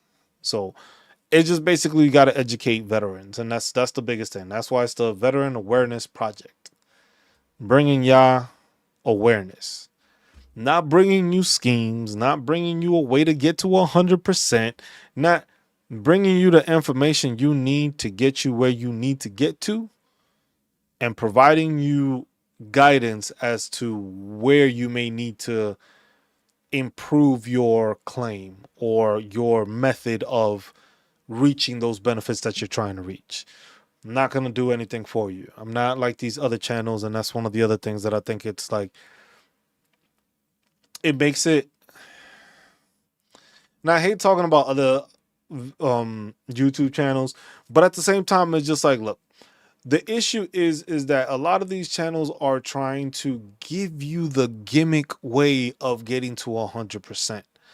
The problem then becomes is that, oh, the gimmick worked for this person, but it didn't work for that person. And now that person files a bigger complaint and makes a big fuss about it, starts talking ridiculous about the VA and stuff like that. Now you have that next veteran that is not going to go and get seen or get attended to or get any information for himself. Why? Because that veteran said the VA didn't want to help him. That veteran said the VA was just, they didn't do their job. And it was just like, no, if you didn't do it properly, you got to file for it. You got to think outside the box. I was just like, you have to, I forget who was it that said it came in. You have to know your left and right limits when it comes to filing disability claims. Know your left limit, know your right limit. Know what you need information for, know where information may be useful, where it's not useful. If you already got prior documentation and stuff like that that highlights everything you have, you don't need to go and get more documentation for something that's already there. Again, people won't go and look and do the research. So imagine you give the diagnostic code and they don't do the work. That's not on. See, and that's the thing, Dash. That's the way I look at it. It is not on me. The way it's just like when I was in service. Also, I had knucklehead soldiers. I'm gonna show you how to be a great leader. I'm gonna show you how to be an NTO and become an NTO. I'm gonna give you the tools. I'm gonna show you going to school. I'm gonna show you taking these classes. I'm gonna show you the regulation. I'm gonna show you how to march. I'm gonna show you how to shoot. I'm gonna show you how to counsel. I'm gonna show you all these things. But if you don't want to take advantage of it, if you don't want to look into it, you don't want to do anything of it, hey, that's on you. I'm not gonna, I can't like, one of the biggest things I had was stress, and stressing myself out was to try to make sure everybody around me succeeded. And that's why I think came with this, also with this YouTube thing. It was just like I was trying to make sure my shit was perfect. I was trying to make sure that if you watch my video, you were gonna, no matter what, you were gonna learn something. But at the end of the day, I started realizing that it's just like I can make the perfect video. But if somebody doesn't want to invest the time in themselves to get better, that's not my problem anymore. I'm providing you the tools, I'm providing you the information, I'm providing you the regulation, I'm providing everything you need to be successful and to get a higher rating. But if you don't want to do the legwork, I can't do it.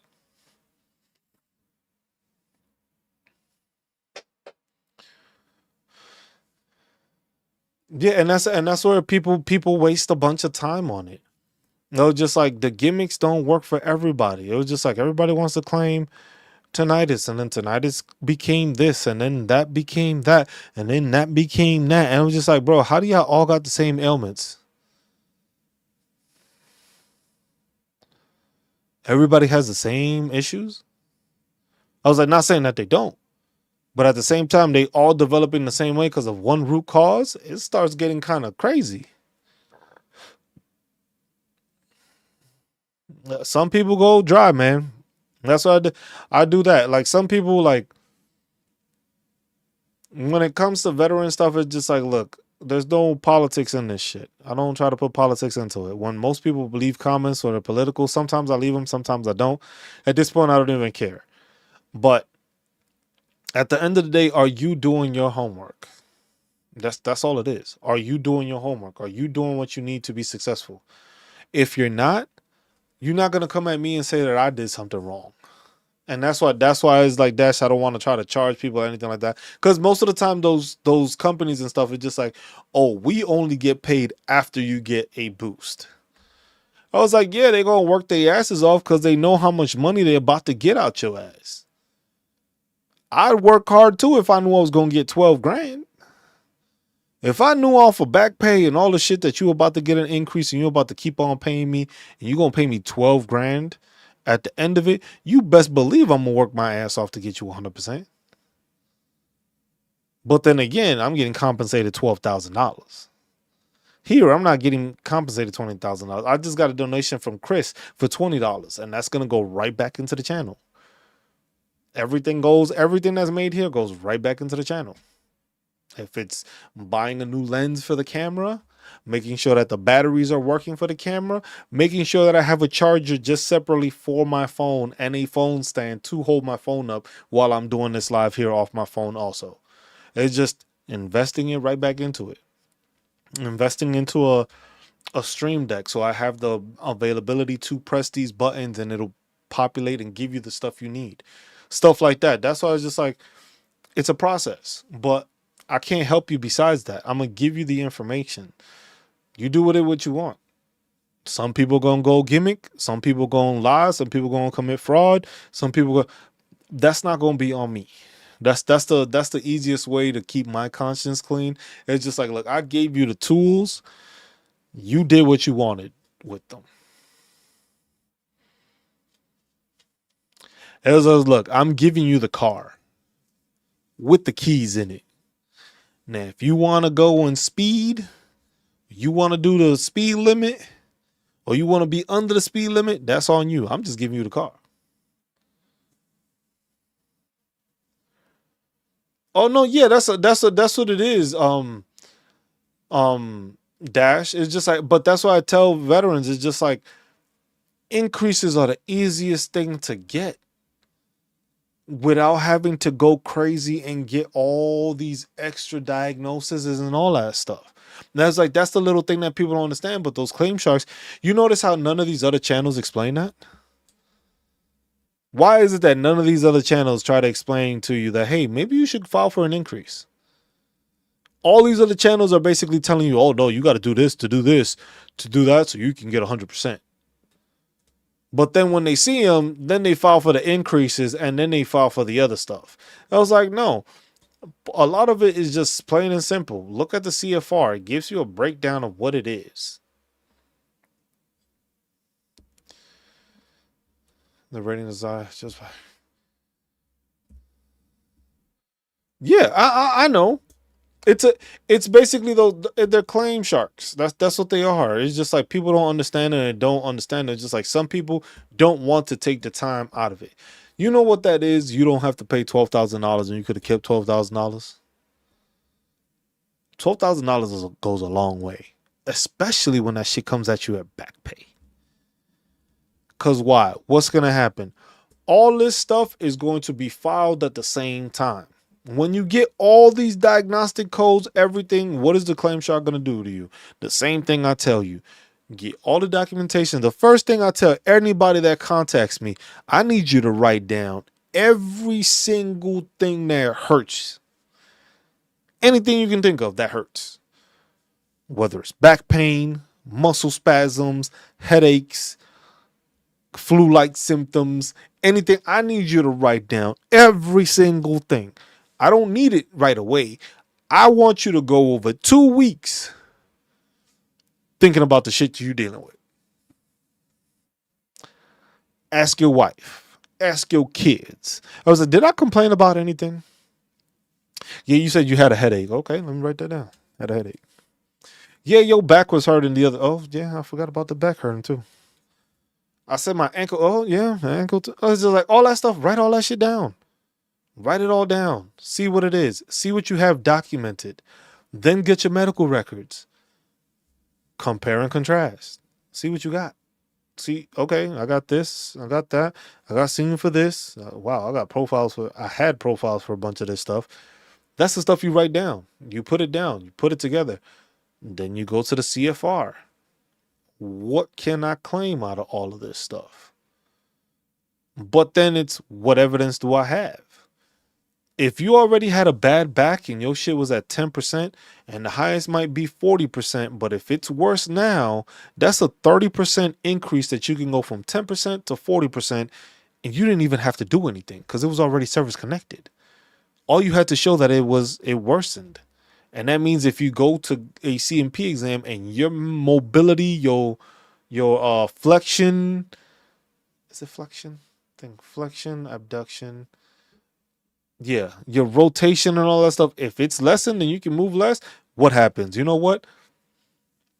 That's an increase. You just went from 10% to 40%. So you just got an extra 30% to your rating. That goes a long way. Now imagine you do that with all your different ratings that are an issue. Now you have everything that's already service connected at the highest amount you can actually get to. So now that you have that already there, it's just like you have that information there. It's already connected. You don't have to worry about anything else. It's already service connected. You're just filing an increase to get those higher. You get those higher. Then from there, what are you now sitting at percentage wise? What is your new percentage? Are you at 55? Or are you 85 or 84? And you're just like slightly off to get to 90. Then from there, we do this. What do? We go here and we start doing VA math. Like I said, if you don't know how to do VA math, I have a video on my channel. You could watch it that way, observe, see what you can get from it, and it'll basically tell you how to do VA math. Percentage of a percentage. You are a pizza pie or you are a circle. You get a percentage, you take away from that circle. The next percentage takes away from the remaining circle, and it just keeps on going like that.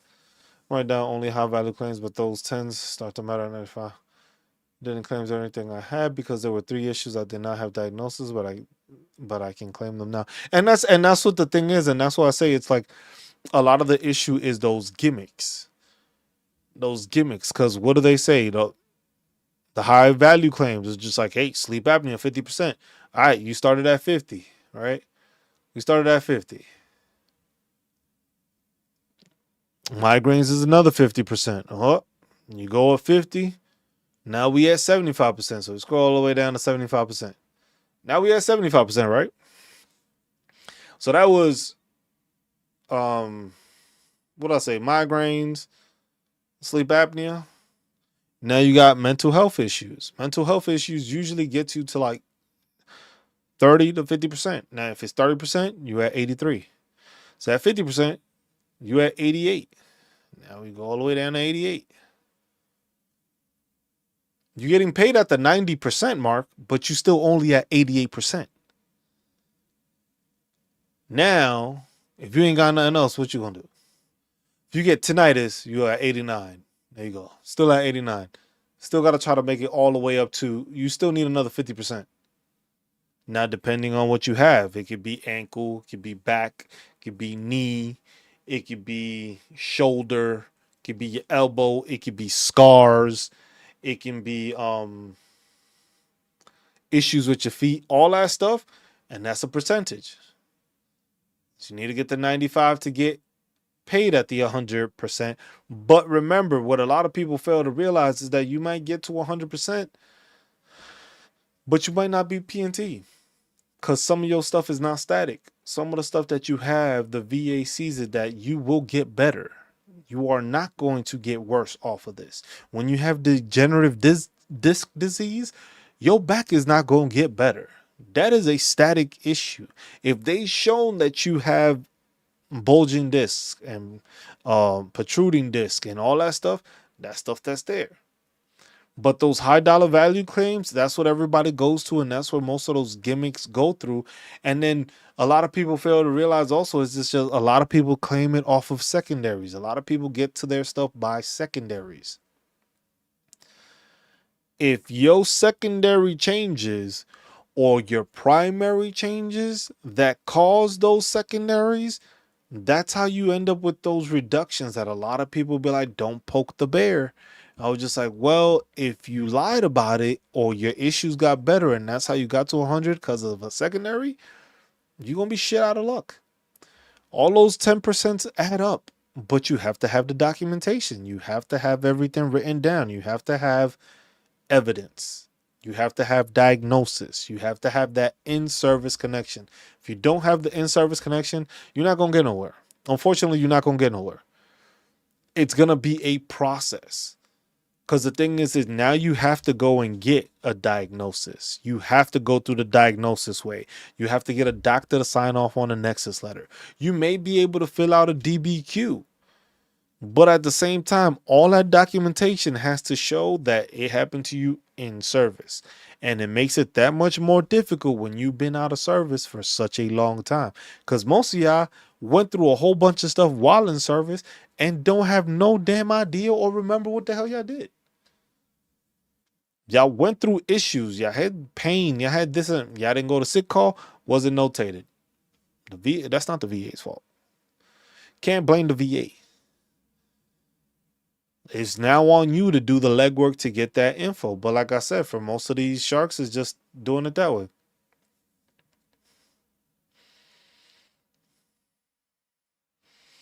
And that's also the thing. A lot of people don't understand with it. Dash. You need to show that you're trying to take care of it. If you are just basically getting a diagnosis, right? You're getting a diagnosis, but there's no treatment plan. Like you said, there's no pills, there's no physical therapy, there's no um anything with the diagnosis. Just like, oh, my doctor said I have this. Have you been taking care of it? How long have you been taking care of it? How long have you been seen for it? When it comes to physical therapy, have you been going to physical therapy for an extended amount of time? Because they'll ask you that question. How long have you been going to physical therapy? Or sometimes they even see it in your medical records. Like, okay, this person's been going to physical therapy for a whole damn year and they're still complaining about the issue. Meaning that the physical therapy may be slightly helping, but at the same time, the issue is still developing and it has not gotten better. That probably helped me with my claim because a lot of my shit, I went to physical therapy for a long time for all the issues I had. Shoulder, back, I went an extended amount of time, and my ankle. But some people don't do that.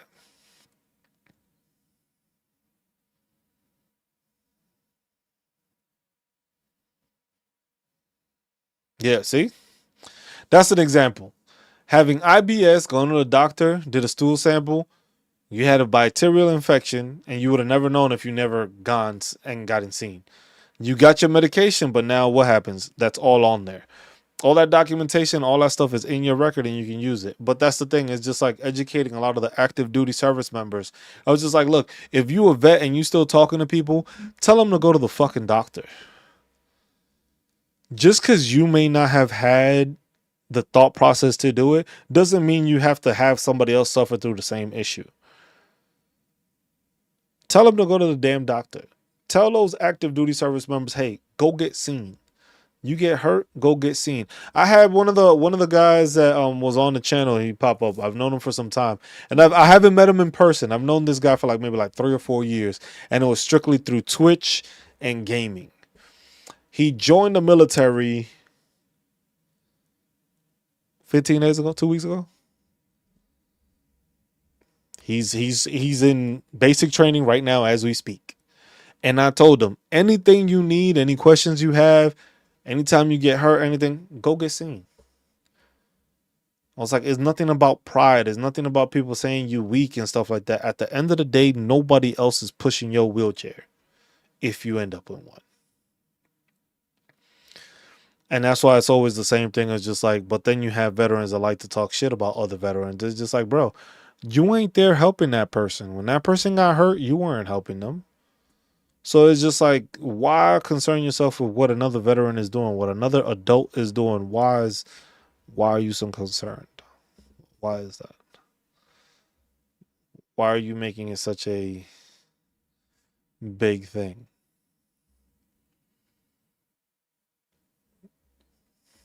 Everybody's different. Everybody goes through different things. See, look, Annette will say it to it. She was in the military when you were not allowed to go to sick call. Times have changed, so it's different. It's different things, and that's what makes it difficult for different eras. Different eras operated differently. Some got seen for stuff, some didn't. Some were allowed to, some weren't. Some had shitty PAs that wrote down the wrong information on purpose. Some had PAs that actually wrote down what the hell was wrong with you. It differs for everybody. But at the same time, it's still, you still served. You're still a veteran. You still put in time into the military. You still put effort into it. It's the same way you made it through basic training, going through all the dumb shit and getting all that training. That's the same shit with the VA. You got to go through the dumb shit and you got to get all the training. You got to get yourself educated. You got to get that information so that you can go and be able to go to that range and know what the hell you doing at the range. You need to be able to be prepared when you go to that promotion board. I was like, y'all went to the promotion board. Some of y'all were able to memorize so many damn things. But then if I tell you, oh, the CFR tells you that, all of a sudden you can't remember shit. For real? Can't remember none of that. But when it came to getting promoted, getting more money, all of a sudden you were able to memorize everything for that promotion board. But now we're talking about the same thing and learning how to take care of yourself and bettering yourself, but you don't know what to do. Now, I understand if you don't know where you're looking, but if you know what you're looking for and how to look for it, but you just still don't want to do it, that's on you. But I can't.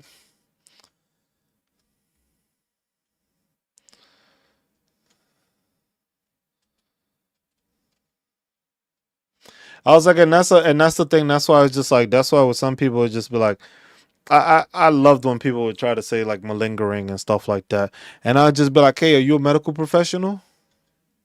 No. So then what are you talking about? Have you seen my records? And I was just waiting for somebody to say yes, because I was like, oh, so you committed a HIPAA violation and decided to go into my medical records without my knowing, without my authority or my permission, and you decided to go through my medical records. That's what you're telling me. Oh, no, I didn't want to. Is that simple? I was just like, use the regulation the same way. Know your left and know your right limits. People don't mess with you when you know your shit. People will try to ask you questions. People try to throw you off and stuff like that. If you know your shit, you know your shit. People ain't going to question you. Because then they know it's just like, oh, shit. It's fucking Cruz, man. I can't get over on this dude. This dude know what the fuck is going on. Same thing. Same thing with the VA. You know your stuff. You know what you got to do. You know the documentation. You know what you got to write. You know the statement, the nexus letter, the MRI, the CAT scan, the damn diagnosis, the DBQs. You got all that stuff. The buddy letters. You got all that stuff. It's way easier to get your rating. But if you are going at it in a half-ass manner, you're gonna get half-ass results. Like I said, you wanna be the shitbag, you gonna get shitbag results. Be high speed. That's all I gotta say. Be high speed. But yeah. All right, y'all. Like I said, I'm gonna start leaving these to like 2 hours. We're approaching 2 hours, like a couple of minutes away. But as always, I want to say thank you to everybody tuning in. Annette, thank you. Dash, thank you. Spark, thank you. Chris, thank you for the $20 donation. Also, I appreciate that. As always, everybody that's donated to the channel, I appreciate y'all. Like I said, website will be up and running January 1st. How much up and running? We'll do the best. Yeah, that's a whole nother extent. That's why it's just like stuff like that, Annette. That's why it's just like that's why I'm making sure that the website has that congressional representation, so that you know who you need to contact when it comes to issues like that. Because that's something where your congressman or woman is meant to help you to get shit resolved. It is for you to be able to get that information. So all that stuff, like I said, you can check out everybody else's website and stuff like that. My shit is gonna be better. I'm not gonna promise that, but I'm gonna show you my website is going to be better because I'm going to put my heart and soul into actually fixing this and doing this right so that it benefits people the way it should. But yeah, that's all I got. Thank y'all for tuning in. Thank you, everybody. Y'all have a good rest of your week. It is Tuesday. We might try to. Oh shit! I was gonna say Thursday. It's Thanksgiving on Thursday, so that's not gonna happen. Maybe tomorrow, maybe Friday, maybe Saturday, but definitely Sunday, 12 noon. Tune in. Workshop as always, 12 noon on the channel. We'll be live on mobile. We'll be live on PC and TV. As always, thank you. Be good to one another. Take care of one another. Look out for one another. Love one another. And stay marvelous while doing it. I actually got it right this time, y'all. I need to make a t-shirt. I'm gonna make a t-shirt out of that. That's gonna be a t-shirt. That's how I'm gonna end all those. Because I always mess up the order and say it differently, but we shall figure something out. But I love y'all. Y'all take care. Happy Thanksgiving to everybody. Enjoy the turkey, the ham, the pernil, um, the steak, whatever it is y'all do. Eat well. Make sure to take a little walk afterwards. Don't overstuff yourself. Um, have some good dessert. Be thankful for those around you. Thankful for y'all. Thankful for my family. Thankful for those served with. Thank you for all the veterans because I know the sacrifices y'all made. And I appreciate y'all all for that. So thankful. Y'all have a great Thanksgiving. And I will see y'all on the next one. If anything, see y'all Sunday. Just Cruise, signing out. Peace.